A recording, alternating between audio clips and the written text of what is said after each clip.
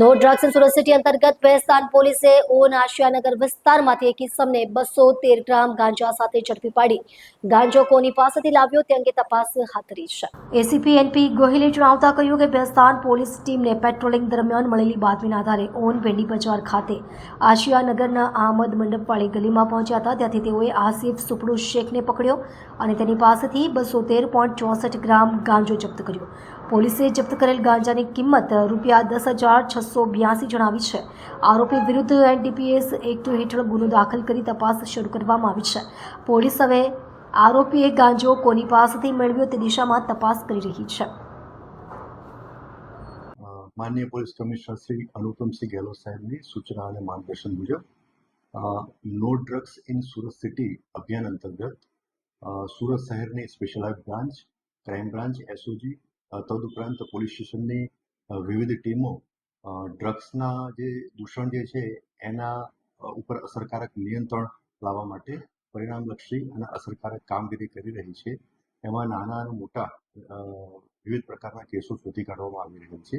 દરમિયાન આ અભિયાન અંતર્ગત ગઈકાલ રાત્રે એક ઇનપુટ વેસ્તાન પોલીસ સ્ટેશનના ડી સ્ટાફના કર્મચારીને મળેલું હતું કે એમાં ઊન ભીંડી બજાર વિસ્તારમાં આશિયાનગરની બાજુની ગલીમાં એક ઈસમ, જે ઇનપુટમાં એમાં વર્ણન પણ મળ્યું હતું, એ ઈસમ એની પાસે ગેરકાયદેસર ગાંજાનો જથ્થો છે અને એ ચોરી છુપીથી વેચાણ કરવાનું છે.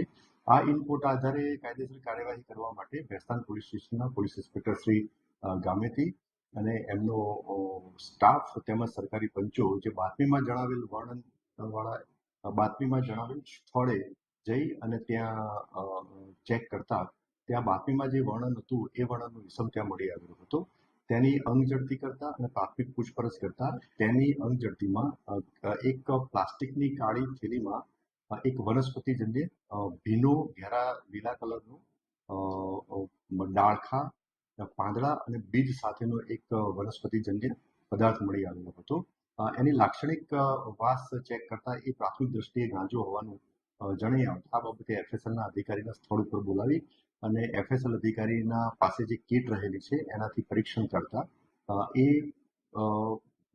જે વનસ્પતિજન્ય પદાર્થ જે છે એ પ્રાથમિક દ્રષ્ટિએ ગાંજો હોવાનું પરીક્ષણમાં જણાઈ આવ્યું. જે આધારે આ આરોપી વિરુદ્ધમાં એક એનડીપીએસ એક્ટ હેઠળ કેસ દાખલ કરવામાં આવેલો છે. આ જેના વિરુદ્ધમાં કેસ દાખલ કરવામાં આવેલો છે એ આરોપીનું નામ આસિફ સુપડુ શેખ અને એનું રહેવાસી જે છે પ્લોટ નંબર 85 આસિયાનગર આહમદ મંડપ વાળાની ગલીમાં ભીંડી બજાર ઉનનો રહેવાસી છે અને એનું મૂળ વતન જે છે એ યાવલ અઠવાડા બજાર, થાના યાવલ, જિલ્લો જલગાંવ, મહારાષ્ટ્રનો વતની છે. એ અહીંયાના પરિવાર સાથે રહે છે. આ જે આરોપી પાસેથી એની અંગ ઝડપીમાંથી જે પ્લાસ્ટિકની બેગ મળેલી હતી અને એમાં જે ગાંજાનો જથ્થો મળેલો હતો એ ટોટલ 213.64 ગ્રામ ગાંજાનો જથ્થો મળી આવેલો હતો. એની કિંમત ₹10,682 ગણી અને એ મુદ્દામાલ તપાસ અર્થે કબજે કરવામાં આવેલો હતો. આરોપીની પ્રાથમિક પૂછપરછમાં એણે એવું જણાવેલું છે એ એક અજાણ્યા વ્યક્તિએ એને ગાંજાનો જથ્થો એને વેચેલો હતો. હાલમાં એનું નામ જણાવેલ નથી, પરંતુ આરોપીની પોલીસ કસ્ટડી રિમાન્ડ મેળવવા માટેની કાર્યવાહી ચાલુ છે. તપાસ દરમિયાન આરોપીની કોઈ ગુનાહિત ઇતિહાસ પણ જણાઈ આવતું નથી અને આ આરોપીની પ્રાથમિક પૂછપરછમાં એવું જણાઈ આવે છે કે છેલ્લા એકાદ મહિનાથી એ આ ગાંજાનો ગેરકાયદેસર વેપાર કરે છે અને એ થોડી ઓછી કિંમતમાં ગાંજાનો જથ્થો લાવે છે અને નાની પ્લાસ્ટિકની કોથળીમાં બનાવી અને છૂટક ગાંજાનો જથ્થો વેચાણ કરે છે ગેરકાયદેસર રીતે. એટલે આ બાબતની મોડસ ઓપરેન્ડીથી એક ડ્રગ પેડલર તરીકે આ રીતના ગાંજાનો જથ્થાનું વેચાણ કરે છે. તો એ બાબતની હાલમાં તપાસ પણ ચાલુ છે.